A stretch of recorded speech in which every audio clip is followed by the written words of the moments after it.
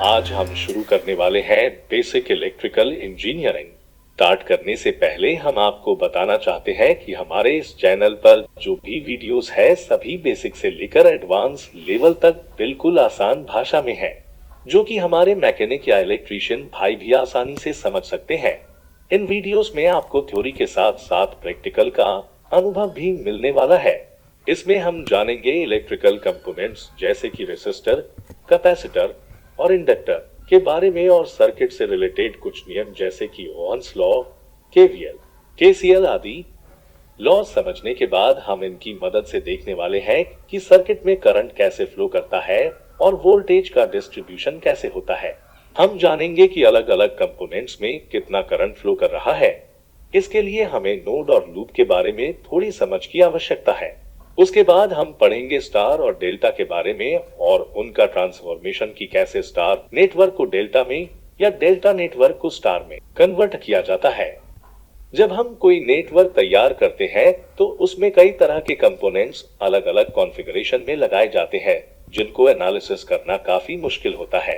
इसी प्रॉब्लम को सॉल्व करने के लिए हम कुछ नेटवर्क थ्योरम्स पढ़ते हैं जो हमारे नेटवर्क को एनालिसिस करने में काफी मदद करती है।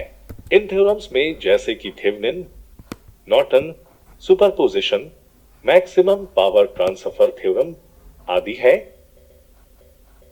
तो फिर सबसे पहले आपको बताते हैं इलेक्ट्रिकल कंपोनेंट। प्रैक्टिकली इलेक्ट्रिकल में दो प्रकार के कंपोनेंट्स प्रयोग में आते हैं, एक्टिव कंपोनेंट्स और दूसरा passive component. Active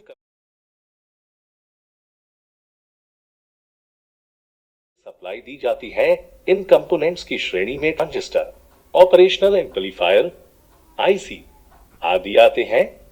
passive components में मेनली तीन प्रकार के कंपोनेंट्स प्रयोग में आते हैं।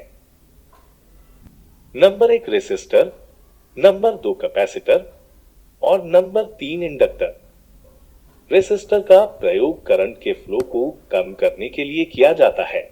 ओहम लॉ के मुताबिक किसी सर्किट का वोल्टेज उस सर्किट के करंट और रेजिस्टेंस के गुना के बराबर होता है, इसलिए कोई फिक्स्ड वोल्टेज पर अगर हम रेजिस्टेंस की वैल्यू को चेंज करते हैं तो सर्किट के करंट में विपरीत समानुपाती यानी इनवर्सली प्रोपोर्शनल बदलाव आता है।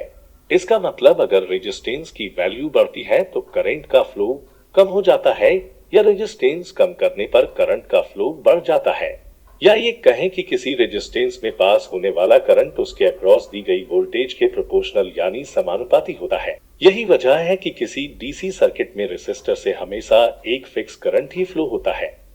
रेसिस्टर का मात्रक ओम है और इसको वैल्यू के आधार पर दो भागों में बांटा गया है, जिसमें से एक है फिक्स्ड रेसिस्टर जिसमें रेसिस्टर की वैल्यू फिक्स्ड होती है और दूसरा है वेरिएबल रेसिस्टर जिसमें रेसिस्टर की वैल्यू को एडजस्टेबल स्क्रू की सहायता से कम या ज्यादा किया जाता है। वैसे तो मार्केट में उपयोग के आधार पर कई प्रकार के फिक्स्ड रेजिस्टेंस मिलते हैं, लेकिन ज्यादातर कार्बन या मेटल फिल्म रेसिस्टर ही प्रयोग में लाया जाता है। रेसिस्टर का साइज छोटा होने की वजह से इसकी वैल्यू ऊपर लिखने की बजाय कलर कोड के हिसाब से लिखी जाती है। ज्यादातर रेसिस्टर के ऊपर 4 रंगीन रिंग यानी छल्ले बनाए होते हैं जो इनकी वैल्यू को दर्शाते हैं। ये रिंग आपको black, brown, red, orange, yellow, green, blue, violet, grey, white, gold और सिल्वर रंग के होते हैं।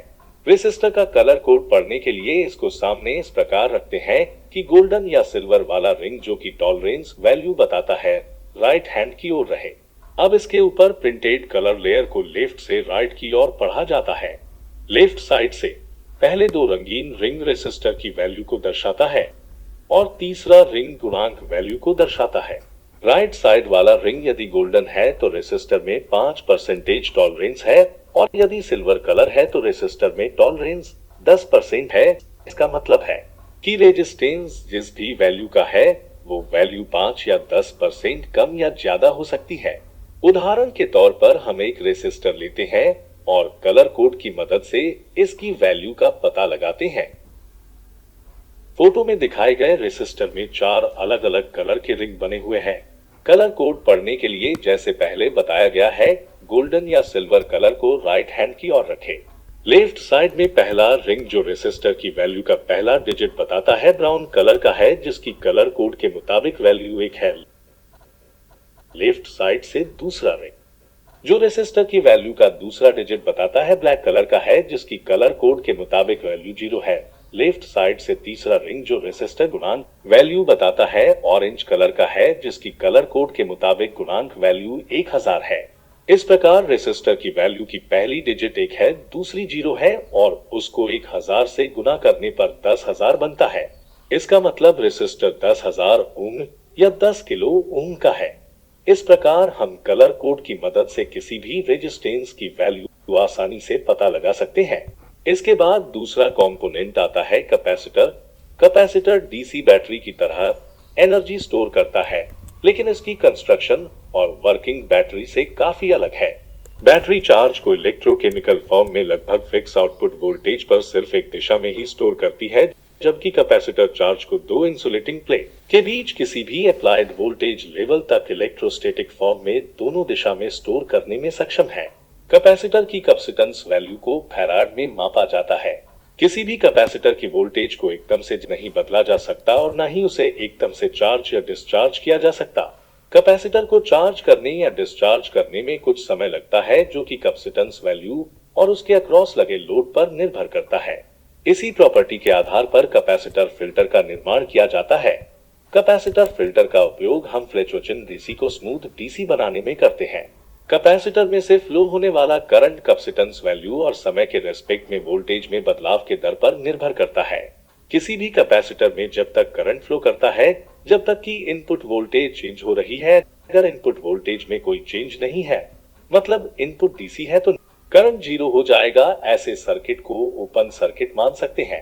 रेसिस्टर की तरह कैपेसिटर को भी वैल्यू के आधार पर दो भागों में बांटा गया है, जिसमें से एक है फिक्स्ड कैपेसिटर, जो ज्यादातर सिरामिक मटेरियल का बना होता है, जिसकी वैल्यू फिक्स्ड होती है, और दूसरा है वेरिएबल कैपेसिटर, जिसमें कैपेसिटर की वैल्यू को एडजस्टेबल स्क्रू की सहायता से कम या ज्यादा किया जाता है। अब आता है तीसरा component, inductor. Inductor electric energy को चुंबकीय क्षेत्र के रूप में स्टोर करता है। इंडक्टर में दो चीजें होती है, एक ऊपर का भाग कोइल, जो मेटल की तार की बनी किसी वायर को मोड़कर एक गोलाकार स्प्रिंग जैसा आकार दिया जाता है, और दूसरा अंदर का भाग जिसको कोर कहा जाता है, जो या तो आयरन या फेराइट का बना होता है या खाली रखा जाता है, जिसको एयर कोर भी बोलते हैं। जब कोइल के दोनों सिरों के बीच वोल्टेज अप्लाई की जाती है, तो इसके अंदर से फ्लो होने वाले करंट की वजह से इसके चारों तरफ एक चुंबकीय क्षेत्र उत्पन्न हो जाता है। इस प्रकार बने इलेक्ट्रिकल कंपोनेंट को इंडक्टर कहा जाता है। इंडक्टर में इस प्रकार चुंबकीय क्षेत्र उत्पन्न करने के गुण को इंडक्टेंस कहते हैं। इंडक्टर की इंडक्टेंस को हेनरी में मापा जाता है। तो दोस्तों, आज हमने इलेक्ट्रिकल के बेसिक कंपोनेंट्स और उनके टाइप्स के बारे में पढ़ा।